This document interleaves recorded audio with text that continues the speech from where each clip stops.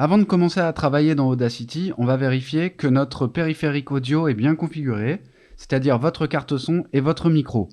On va avoir d'une part le micro pour l'entrée, pour enregistrer du son dans Audacity, et on va avoir la sortie audio, donc qui correspond soit aux enceintes de votre ordinateur, soit à votre interface, si vous avez branché par exemple en USB une carte son.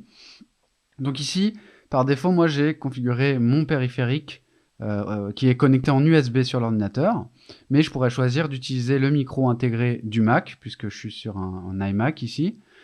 Et pour la sortie, pareil.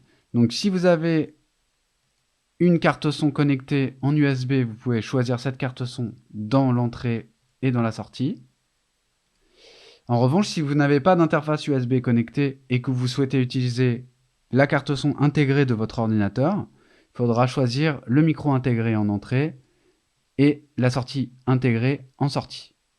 Pour paramétrer ça, on peut le trouver donc en haut de l'écran directement dans la fenêtre principale, mais aussi on peut accéder dans les préférences d'Audacity aux réglages des périphériques et de la sortie du coup.